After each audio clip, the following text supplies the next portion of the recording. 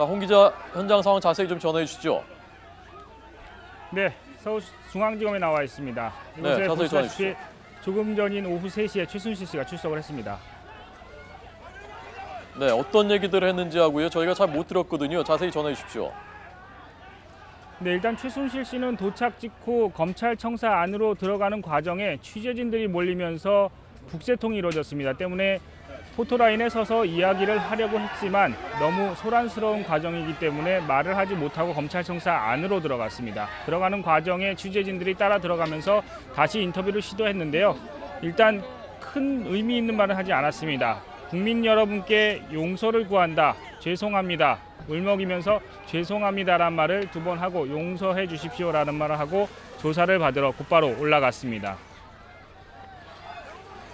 네, 조금 전 저희가 그 대통령에 대해서 수사를 할 수가 있느냐, 헌법의 형사 소추 대상은 아닌데 수사 조사는 가능하냐, 그 부분에 대해서 대담을 하고 있었는데 거기에 대해서 현장에서는 어떤 얘기들이 나오고 있습니까? 네, 일단 검찰도 관련 질의를 받았을 때 명확하게 대답을 했습니다. 대통령은 형사 불소추 대상이다.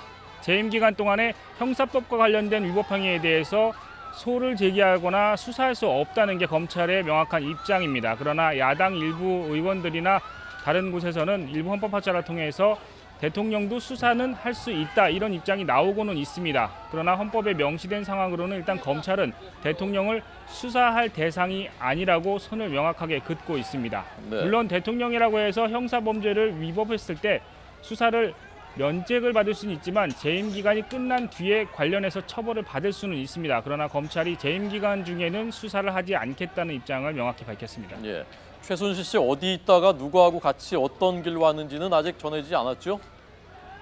네, 그 부분에 대해서 여러 가지 추측이 나오고 있지만 아직 명확하게 확인은 되지 않았습니다. 잠시 뒤 4시에 이경재 변호사가 기자회견을 예정해 놓고 있는데 그곳에서 관련 내용을 밝힐지는 모르겠습니다. 다만 이경재 변호사 측이 변호인을 통해서 최순실 씨의 위치를 보호하고 있는 것으로 확인은 됐었는데, 한때 어제 공항을 통해서 들어오는 과정에서 최순실 씨가 건장한 남성들과 동행을 했다 하면서 검찰이 데려갔다는 얘기가 나왔었지만 검찰은 공식적으로 부인을 했습니다.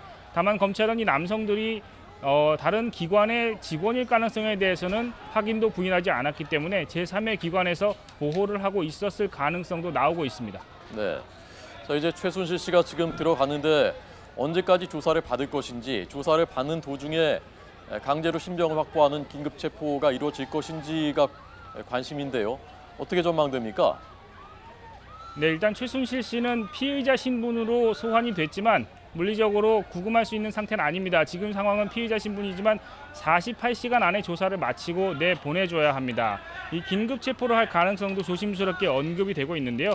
긴급 체포를 하려면 요건이 필요합니다. 무턱대고 긴급 체포를 할 수는 없고, 이 관련된 범죄 혐의가 사형이나 무기징역 또는 3년 이상의 금고형에 해당하는 범죄를 지은 피의자를 조사하는 과정에 이 피의자가 증거를 인멸하거나 도주할 우려가 있다고 생각이 되면 긴급 체포를 할 수가 있습니다. 그렇게 되면 48시간 안에 조사를 받다가 나오지 않을 가능성이 있고요.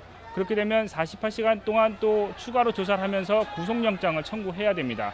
조금 전에 중앙지검의 1차장 검사가 브리핑을 했는데 최순실 씨가 오늘 나오지 않을 가능성이 있느냐에 대해서 가능성이 열려 있는 듯한 대답을 했습니다. 최순실 씨가 오늘 밤에 나오지 못하게 된다면 미리 알려주겠다.